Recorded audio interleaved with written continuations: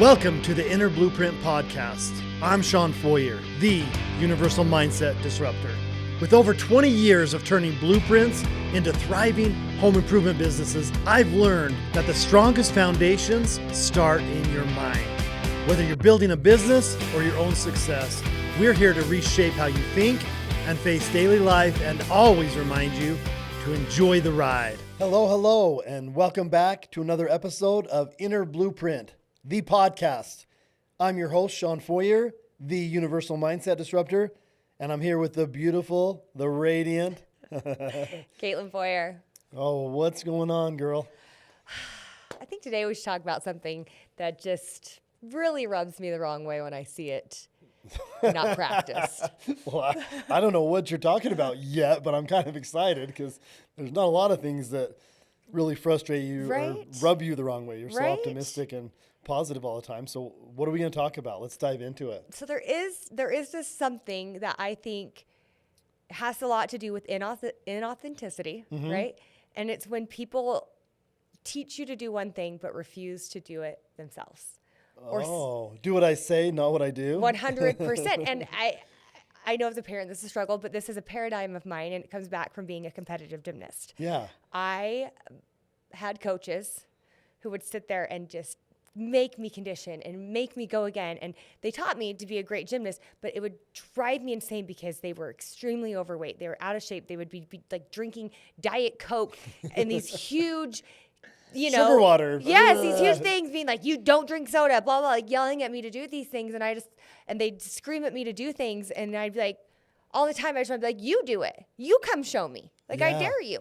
And my favorite coaches were the ones that actually would get down in condition with us. And so as a coach, I was always the one doing it with my athletes. I was going to say, you conditioned with your athletes. I remember that. And it's something that, even not physically, as I've coached in different areas of my life, as I've been leader in different areas of my life, I'm never going to do something or tell you to do something that I'm not willing to do myself. And I have taken that to the extreme, probably too far because of that paradigm, right? Like where I feel like I have to do everything myself and be able to teach anyone to do it.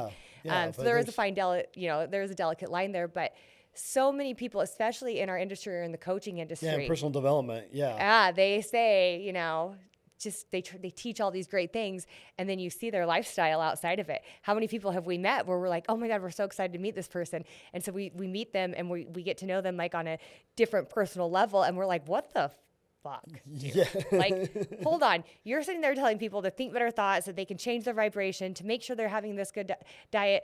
And we get together and you are just talking horribly about this person. You're drinking like I've never seen anyone drink before. You're horrible to your spouse. Like, what is happening? What is happening? Inauthenticity. Oh, it drives me insane. And so it's something that I've always is always in the forefront of my mind, honestly, because I was taught at a very young age, something was told to me by a leader, and I was probably 16 years old. They said, Kaitlyn, you're going to be a great teacher in this life, and your greatest tool in teaching will be the example by which you lead. And I was like, wow. And that has stuck with me. It's so funny because you always hear the, kind of cliche term, lead by example. Yeah. And as a parent, I know I always tried to lead by example, but I don't know what that means for a lot of people, right? Does that mean lead by example when people are watching, when people are going to know about it? Because, and maybe we've never really talked about this. This is kind of fun. Maybe that's what you liked about me because, when we first met, I remember you actually getting on me though, because I was so crazy about if I said I was going to do something to my clients on a call, I had to do it. You still are that way. I have to do it. And it's funny because I started with this work listening to other people's videos, and now I have my own that we teach people from, and I still find myself listening to them. And I know you like to tease me that I just like listening to myself. That's not it. I just can't. I don't know. And I had similar experiences where I had these people that I looked up to that were telling me, and sometimes it was a church, like leaders in church tell me to do this, and then I'd see behind the curtain and be like, what the hell? They don't even keep their house clean. They don't treat their wife very good. They're telling me they're this powerful leader and that I should follow their example. But when I see behind the curtain, they're not doing it. Yeah. So I don't know if I should listen to them.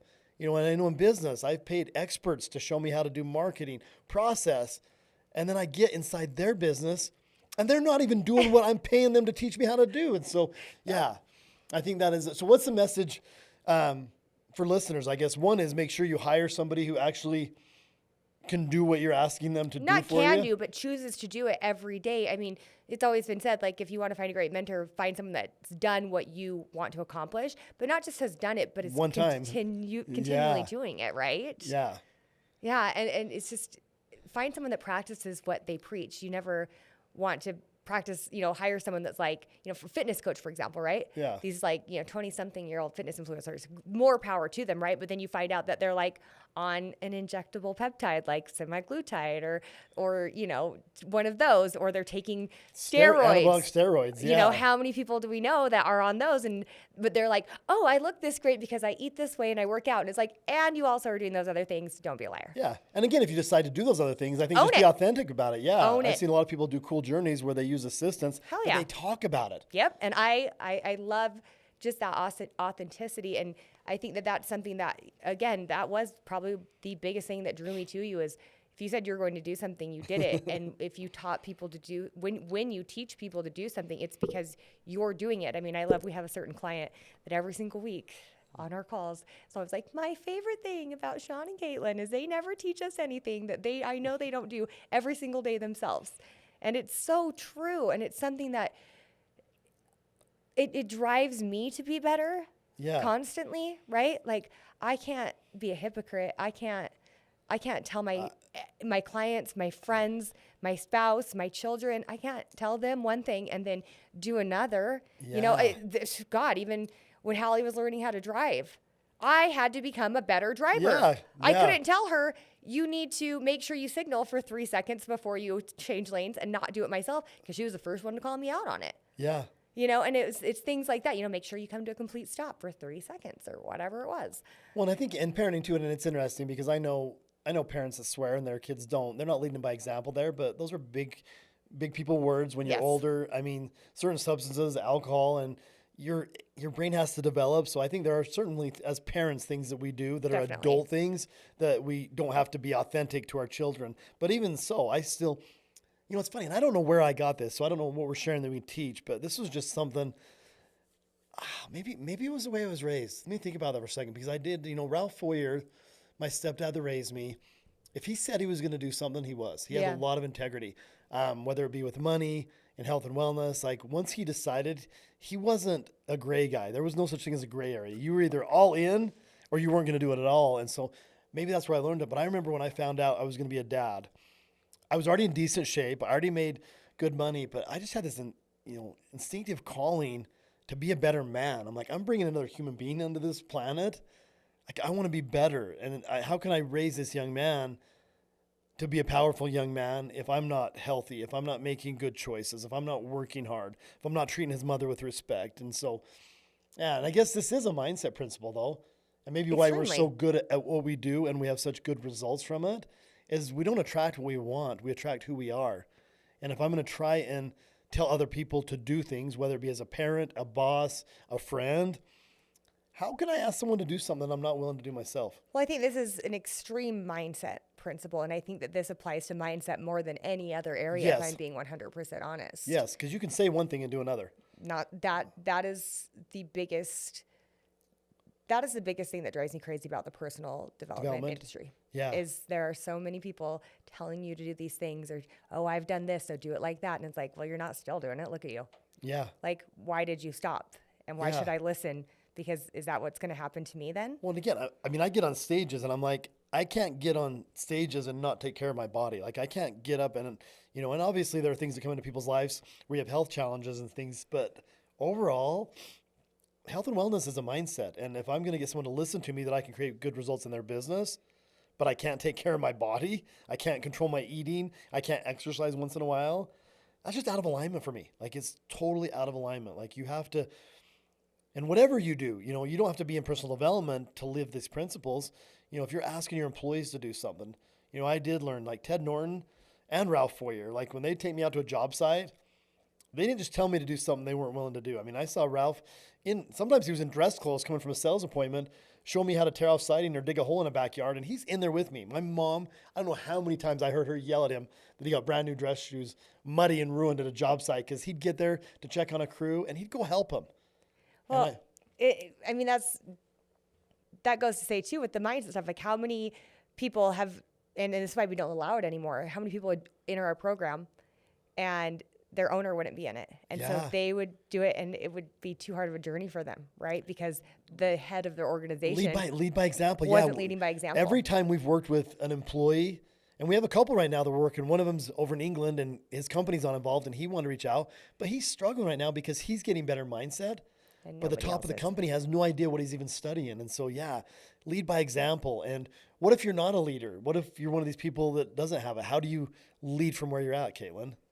Every day you show up. Yeah. Every day you show up. You do the work and you can be the change. It does take more because you have more people involved. You have more moving, pieces. It is much easier when the head of the organization is involved and doing what they're telling you to do, right? Yeah. It's a little bit harder when you're not, but you can still create amazing results for yourself and for the people around you by showing up. Yes. I mean, what did Bob Proctor used to say? If you don't like the energy when you go into a room, what do? Change it. Change it.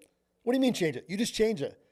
You know what's so funny, babe? Actually, we haven't talked about this yet, but I took Harper to school this morning, and Harper doesn't like mornings. And I mean, school, you guys, and hats off to school teachers. I mean, Amen. They're underpaid, undervalued, and sometimes Harper, especially with her morning teacher, struggles. And so she's being pretty quiet when we get to school. And I said, Harper, and she gets out and gives me her little smirk. And I said, be the sunshine today, shine everywhere. She just shook her head like, oh my God, Shawn. I love it. But literally, you go into different rooms and you get to decide what you bring. And I guess that's part of this lead by example is be the example you want to see around you. If you're in a situation that's stressful, you can be the calm. Yeah. You can bring calm to any situation. If you're in a room that's sad, you can bring some gratitude and presence to what's good about the situation, even if it's a challenging one. Right. And when you're doing those things, you start attracting people into your lives that do the same things, right? Yes. Because again, we don't attract what we want, we attract who we are. And so I think that is so important. And so when you're looking to work with someone too, like if you're looking for a mentor, we've talked about that in past episodes, find someone that is actually doing what they're telling you to do, what they're teaching you to do, and you surround yourself with people who are doing things that you want to do. You see their results based off of their habits and you're like, I want to be like that. Surround yourself with those people. I mean, and that's the thing, that I'd hired a lot of mentors and worked with a lot of people that I'd paid money to professionally, and then personally had people that I'd tried to, look up to and respect, but I'll never forget. And I refer to it all the time, but just Bob Proctor. I knew there was something different about him. And when he would talk about he's healthy, he's wealthy, I could just tell he wasn't bullshitting. I could tell this guy's the real deal. Yeah. And it was so interesting because after his passing, and I got to know and become friends with his son, Brian Proctor. And if you haven't read this is a book drop for this episode. My dad knew the secret. My father knew the secret. My father knew the secret growing up with Bob Proctor. And it's Brian Proctor's recollection. And what I loved about, and I've read the book, every chapter is an example of Bob living the material and the principles that he taught. I mean, he literally didn't just stand on stages. And I, again, being on the inside and getting his inner circle, I got to hear so many. I mean, he would fly a few of the top consultants private to Vegas, and they talk about everywhere he went. He wasn't snobby or above. He would talk with people, not down to them. He would pass out his abundance. They would talk about, he would give out $100 tips to everybody. Everywhere he went, just throwing around $100 bills. Who does that? I mean, obviously he had to get to the point of that abundance, and even in the book, Brian tells about when Bob got word that he was going to die, and he was at the hospital and he wanted to go home to die. And they allowed him to do so. And he had two gentlemen come to take him by stretcher to the ambulance to take him home. And the story is how respectful he was. He asked both the gentlemen what their names were. And when the one gentleman gave his name, Bob said, "Oh, that's a powerful name." I mean, think of this. He's going to die. And he's passing self-confidence and having respectful conversations and just sharing. So, yeah, I mean, that is, and for you listening to us, keep listening. We don't talk about anything that we're not willing to do. We do the hard work. We do it every day. Every single day. Yeah. So, any other tips or tricks for this one? I mean, this is a powerful one. I don't know how else to share it other than that we just want to keep living by example. Yeah, I think that's it. Just practice what you preach and, be authentic and surround yourself with people that do the same. Yeah. I guess one more thing though, and it's been a hang of mine is we're mindset coaches. So we teach, powerful processes, especially for business owners, to think better thoughts. Yep. I mean, that's literally as simple as it is. But we get asked a lot of relationship questions. Yes. And again, we're not health and wellness coaches. We're not therapists. We're not doing anything that requires licensing or anything specific other than we work with business owners to get better performance. But I always tell Kaitlyn, I don't want to talk about relationships. I don't want to be a relationship coach. And I think the reason is not that I don't know a lot about relationships. I don't want to be considered an expert because every person I know that said they were a relationship coach, they get divorced. That's true. Or they something break terrible up or happens. terrible It's happens. so true. It's like, I don't think you can authentically say you're a relationship expert because trying to control two people and get them to get along is not anything that I think any of us can specialize. There's just too many working parts in relationships to say you're an expert. Yeah. Would you agree? I agree 100%. And so Shawn and I, in anything, will never say we are experts, right? Because we're never going to reach that level of expert. Do we have tips and tricks? Absolutely. Are we willing to share them? 100%. That's why we do this podcast. But it is something to know too. Like, if anyone ever claims they're an expert, just be careful. That's true. Careful. Yeah, I can't remember. There is like a saying about, I don't know if it was Buddha or like something about what levels you hit. Yeah. Yeah, and as soon as you hit enlightenment or think that you are the guru, guess what? You just started over again. Yep. And I mean, even with our groups, like I don't call myself the teacher, the guru. I'm a student and I facilitate. Yep. That's it. I facilitate calls. I facilitate coaching sessions, but I'm studying. And I think too, with that mentality, do you learn so much from our clients and our friends? Every single day. Oh my gosh. Every single day. Because like I said, we learn from our clients. I mean, I learn every day. Can you think of an example? Oh, it's one of the greatest things. So recently. Yeah. Not so recently, but also recently, Hallie got in a car accident, right? Mm-hmm. Yeah. And I, obviously, E + R = O, I did not respond. I reacted. And in the back of my head was DJ Desjardins. And how he shared the story of when his daughter got in the accident. And I just thought, what would DJ do right now? Because he teaches me every single day how to be a better parent by the way that he parents his daughters. Yes. And I'm so lucky I get to work with Abby and see it firsthand, and work with DJ and see that firsthand, and be around their family, because he's the perfect example of, like, you love your children unconditionally. When they mess up, like, it's okay. Like, it's your job to keep them safe, and it's okay, right? Yeah. And so DJ teaches me so much every time I talk to him, and I'm so grateful for that. Yeah. No, he teaches me a lot about set points. And it's interesting too, because part of this, leading by example is leading vulnerably. And as a leader of a group or a facilitator of a group, do you remember it was a couple of years ago, there was that mini stock market crash, and I had just gotten a bunch of money, had a huge financial win. I remember that morning. Yeah, I woke up to a bunch of texts from some buddies on the East Coast, and like a local bank had collapsed, at least for the day. And I went back to 2008 paradigms of like, oh my God, like what is happening? And I reached out to Brett Cohen, one of our friends and clients, and he coached me. It was such a fun conversation. He's like, Shawn, you are the rising phoenix. I am the rising phoenix. And this is an '08, and we're in a better economy, and you're not the same person. And he just literally, he gave me the same talk back that I've probably given to him on different things in different areas. So, it's so true. So many of the women in our group, right? Like, all of us should be sharing a struggle, and they give me back the same advice or the same tools that I give them. And I'm like, oh my gosh, you're right. Like, but they have a different spin on it because the way they've learned it is different than the way that I taught it, so that I'm able to experience it and learn it a whole new way. What about buying our house a little over a year ago? And for those of you that don't know, I lost a home that I got backwards in '08. And then I was stubborn. Most of my friends that were in that situation let their houses go. I tried for 6 years to save it because I'd never not paid a bill or short sold anything in my life. And it beat the shit out of me. And it messed up with my mindset for almost a decade after. But we were in a position to buy a beautiful home. We'd made an offer on one that was within what I thought was our price range. It was cute. Found some issues. And then we found this home that had fit everything on our list. We had written a list. My letter I wrote in 2014. in 2023, we found the house. It was my house. I knew it was my house, but I was scared. It was a little bit, and it wasn't a lot more. It was a little bit more. And we had a large down payment, and we could afford it, but I was scared.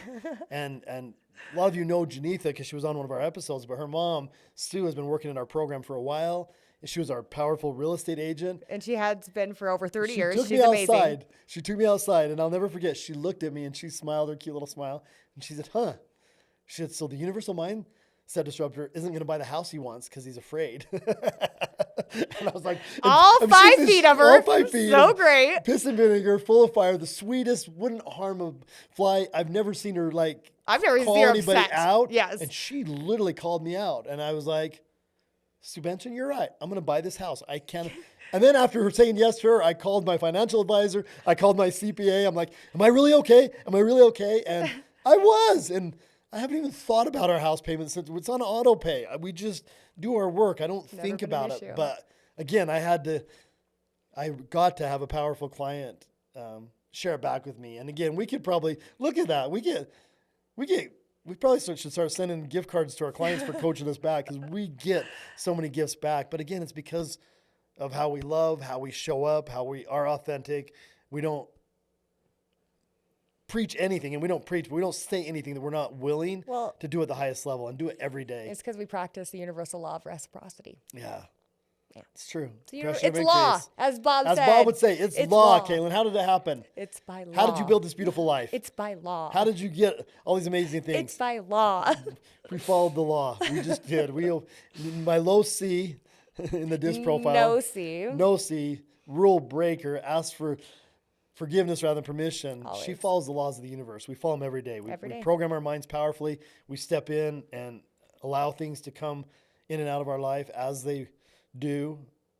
But yeah, I love it. Thank you for being authentic, and thank you for doing the work, babe. Thank you for always setting that example for me. It's really easy to do it when your life partner and greatest example is doing it probably even better than I am most days. Yeah. Every day, just a reminder, 5 minutes of your goal, 5 minutes of affirmation, 5 minutes of gratitude, and that will take you to the next level. So I just want to say thanks for listening. If you got value out of this, our only ask is hit that like button, hit that subscribe. And if you found value and you know somebody in your life that could find value from this message and they want to hear an authentic, vulnerable, powerful message, that's what we do. Enjoy the ride. It's a good one. Welcome to the Inner Blueprint Podcast. I'm Shawn Feurer, the Universal Mindset Disruptor. With over 20 years of turning blueprints into thriving home improvement businesses, I've learned that the strongest foundations start in your mind. Whether you're building a business or your own success, we're here to reshape how you think and face daily life and always remind you to enjoy the ride.